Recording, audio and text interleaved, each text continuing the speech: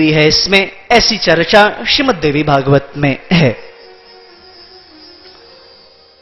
इसमें शंका की बात नहीं, कई लोगों के मन में शंका भी हो तो शंका नहीं करना, ये कल्प भेद है,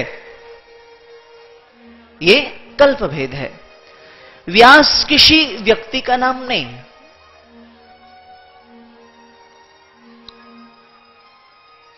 व्यास एक पद है।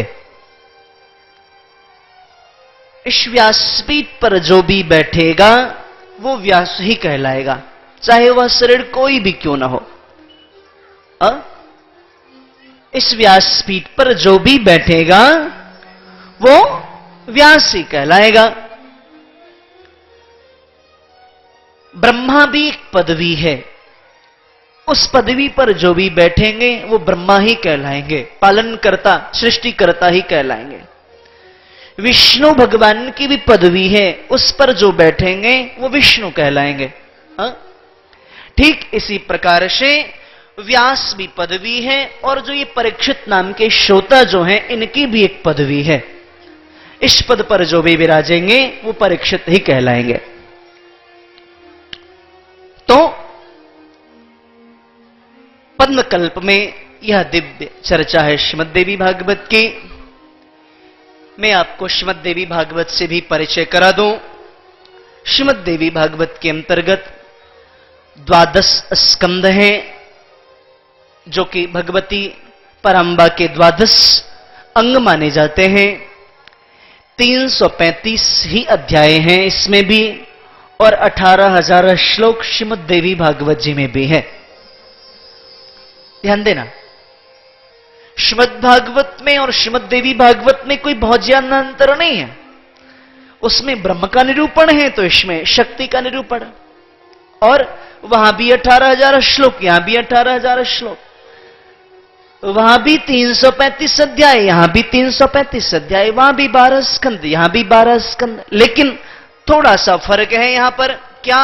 यहां वक्ता प्रधान सुखदेव नहीं, यहां पर वक्ता साक्षात व्यासदेव हैं। सुखदेव के पिता व्यास यहां पर प्रधान वक्ता हैं, और यहां पर प्रधान श्रोता परीक्षित नहीं, परीक्षित के पुत्र जन्मेजय प्रधान श्रोता है। तो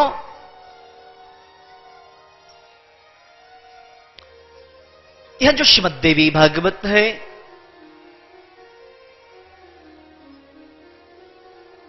इसको गाया है नैमिषारण्य की दिव्य भूमि में बैठ करके सूत जी महाराज ने, जो कि पुराणों की गाथाओं को गाने के लिए ही बैठे हैं। सूत जी महाराज पुराणों की गाथाओं को गाने के लिए बैठे हैं। नैमिषारण्य वह भूमि है।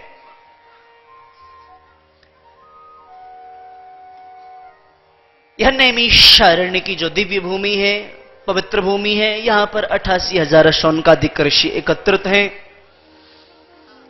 और नैमिषारण्य की दिव्य भूमि में 88,000 शौनकादिक ऋषि जो हैं, उनके मन में शंका हो रही है कि हमने तो अष्टादश पुराण श्रवण कर लिया, श्रीमद् भागवत पुराण भी श्रवण कर लिया, लेकिन उसमें सिर्फ ब्रह्म की चर्चा है, सिर्फ शक्तिमान की चर्चा है, लेकिन शक्ति की तो चर्चा है ही नहीं। शक्तिमान की चर्चा लेकिन शक्ति की चर्चा नहीं, तो उस शक्ति के बगैर तो शक्तिमान का भी कोई अस्तित्व नहीं। कोई कहे महाराज हम शक्ति की नहीं, हम तो शक्तिमान के उपासक हैं। ध्यान देना, तो शक्तिमान कब होगा? अगर शक्ति होगी तब तो शक्तिमान होगा। कोई महापुरुष अगर लिखते हैं कि मैं वृंदावन पीठाधीश्वर हूं, वृंदावन पीठाधीश्वर फलाने जी महाराज, वृंदावन होगा तब तो वो उसके पीठाधीश्वर होंगे। कोई लिखते हैं कि हम हरिद्वार पीठाधीश्वर हैं, कोई लिखते हैं कि हम बद्रीनाथ पीठाधीश्वर हैं। तो बद्रीनाथ भूमि होगी, हरिद्वार भूमि होगी, तब तो वहां के पीठाधीश्वर होंगे। अगर वो भूमि ही नहीं तो पीठाधीश्वर कैसे? ठीक इसी प्रकार से यदि शक्ति ही नहीं तो शक्तिमान कैसा? यदि शक्ति नहीं तो शक्तिमान कैसा? तो शौनकादिक ऋषियों के मन में चिंता हुई है। सारे पुराण हमने श्रवण कर लिए, लेकिन जिनकी कृपा से यह दिव्य जीवन प्राप्त हुआ है, उनकी गाथा को तो हम श्रवण कर ही न सके। सब लोग पहुंचे हैं शिशुत जी महाराज के पास में, और शिशुत जी महाराज से निवेदन किया, महाराज अब तक आपने समस्त पुराणों में ब्रह्म की चर्चा की, लेकिन जिसके कारण से हम इस पृथ्वी पर आ सके हैं वह है शक्ति। उसकी गाथा अब तक आपने गाई नहीं। मेरा विनम्र निवेदन है, वह शक्ति क्या है, वह तत्व क्या है, आप कृपा पूर्वक हमें बताएं। शिशुत जी मुस्कुराने लगे, बोले महाराज आप लोगों ने जो गुप्त रहस्य था, जिसको अब तक मैं खोलना नहीं चाह रहा था, उसको भी आपने श्रवण करने की जिज्ञासा यदि प्रकट की तो मैं जरूर श्रवण कराऊंगा। आप शांति पूर्वक विराजे। उस शक्ति की, उस परांबा के दिव्य गाथा को मैं आपको श्रवण कराऊंगा, जिससे आपका जीवन कृतकृत्य हो सके। शिशुत जी महाराज व्यासपीठ पर विराजमान हैं। शौनकादिक ऋषियों को बताना प्रारंभ किया है, यह श्रीमद् देवी भागवत क्या है। ध्यान देना, श्रीमद् देवी भागवत कुछ और नहीं, आध्यात्मिक रस वितरण का सार्वजनिक प्याव है श्रीमद् देवी भागवत। भवसागर से पार उतारने की नौका का नाम है श्रीमद् देवी भागवत। हृदय में शांति और समाज में क्रांति प्रदान करने वाले ग्रंथ का नाम है श्रीमद् देवी भागवत। मातृ तत्व का दीदार कराने वाला, दिग्दर्शन कराने वाला ग्रंथ है श्रीमद् देवी भागवत।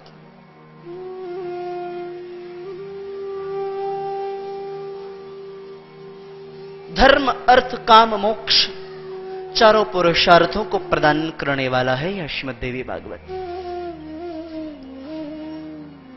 श्रीमद् देवी भागवत में वर्णन आया है, श्लोकार्धम श्लोकपादंबा नित्यम भागवतोद्भवम। जो आधा पूरा नहीं तो आधा श्लोक का भी नित्य गान या पाठ करते हैं, गौ सहस्र फलम लभेत, उनको सहस्र गौ दान करने का फल प्राप्त होता है।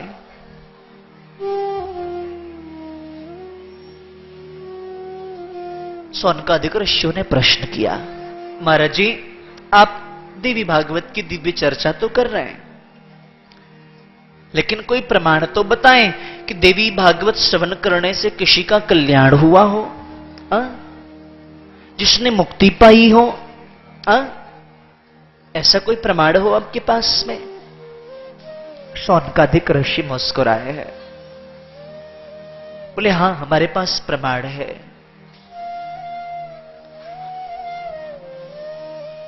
सुर नर मुनि शब की यह रीते, स्वार्थ लागे करें शव प्रीते।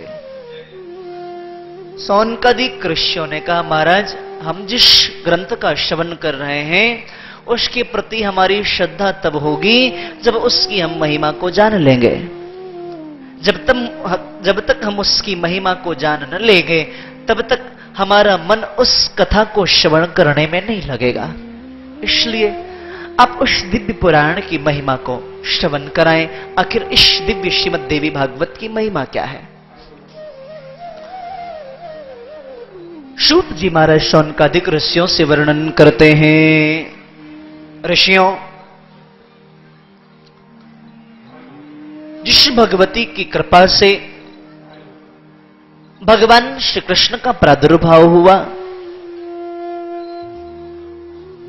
धीरे धीरे करके जन्म तो एक यादव कुल में हुआ, गौचारण करते थे, लेकिन भगवती की कृपा से गौचारण करते करते मथुरा पहुंचे। ऐसी शक्ति आई उनमें जिसके कारण से उन्होंने कंस का उद्धार किया और बाद में चल करके द्वारिका के राजा बने।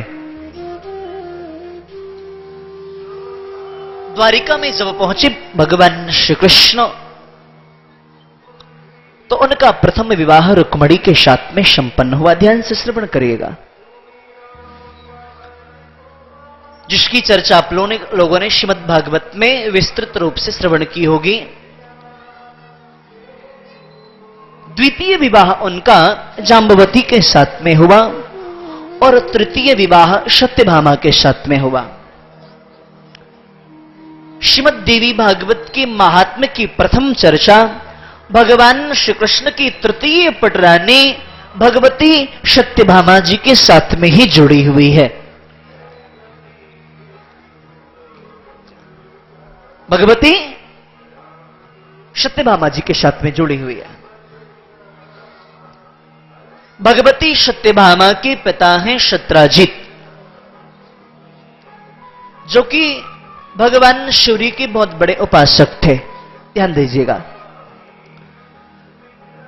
भगवान सूर्य की जो लोग उपासना करते हैं उनके सारे अभीष्ट पूर्ण हो जाया करते हैं।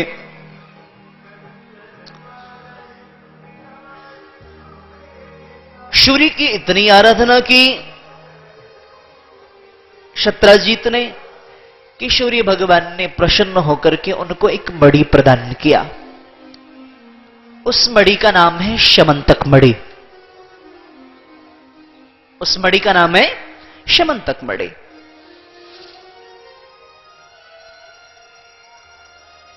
उस मणि के अंदर वह क्षमता है कि नित्य 8 घंटे नित्य पूजन किया जाए तो वह 8 भार सोना प्रदान करती है मणि।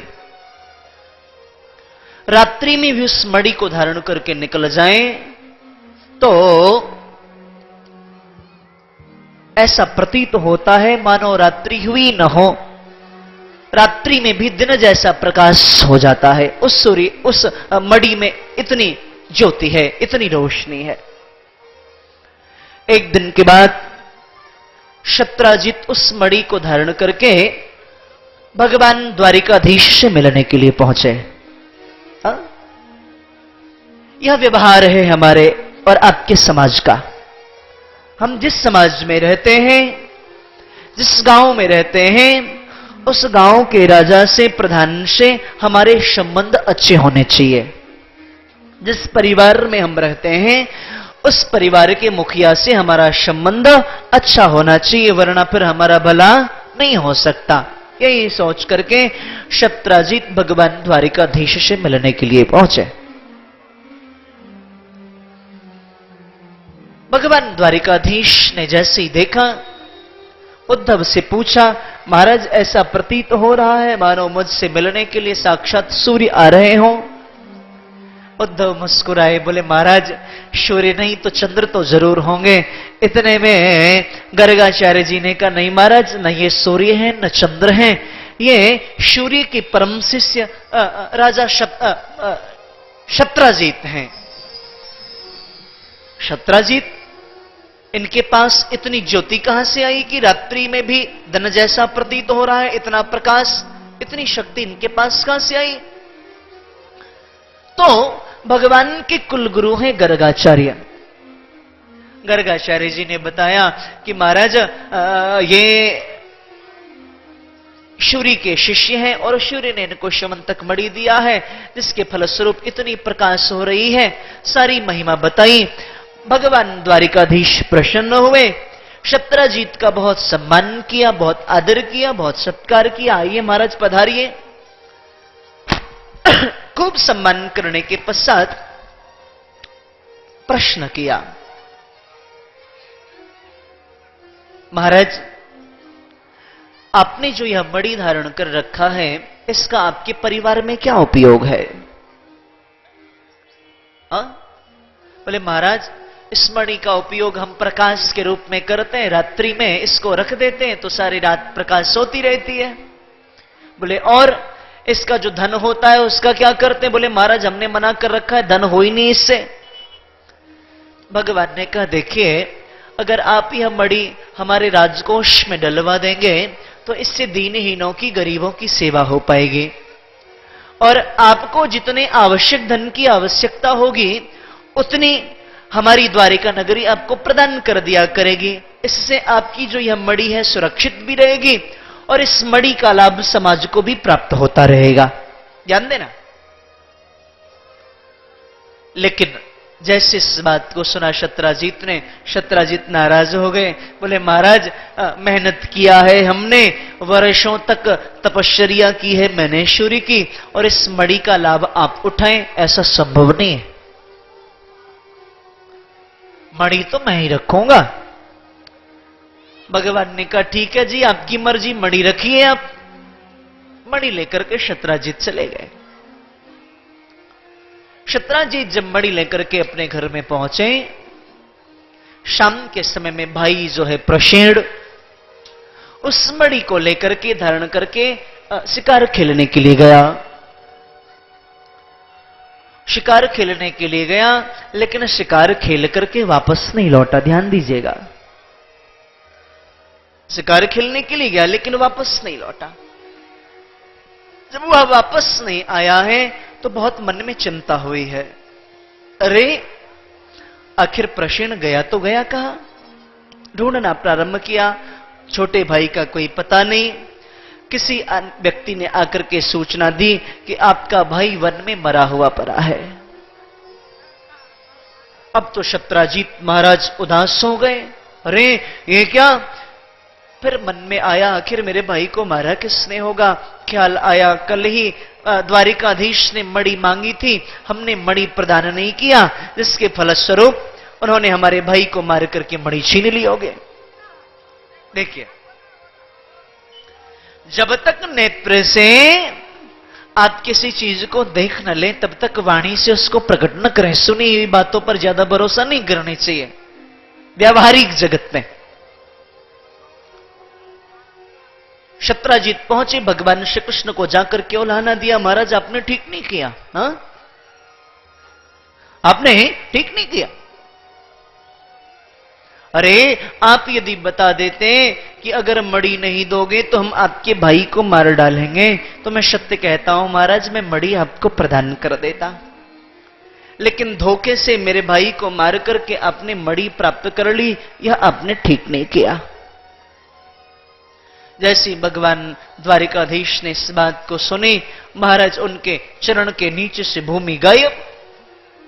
तुरंत अपने कुलगुरु गर्गाचार्य जी के पास में पहुंचे, बोले नाथ, मुझे जब तक स्मरण है तब तक से लेकर के, बचपन से लेकर के अब तक हमने ऐसा कोई पाप कर्म नहीं किया जिसके फलस्वरूप इतना बड़ा कलंक हमें लग जाए। आखिर यह कलंक हमें लगा क्यों? गर्गाचार्य जी ने नेत्र बंद किया और कहा, हां आप सत्य कह रहे हैं, आपने कोई ऐसा पाप नहीं किया जिसके फलस्वरूप इतना बड़ा कलंक लग जावे। किसी सम्मानित व्यक्ति के जीवन में अगर इस प्रकार का आरोप लग जाए, निराधार आरोप लग जाए, निरर्थक आरोप लग जाए, समझिए उस व्यक्ति के जीवन की दिशा और दशा कैसी हो जाती है।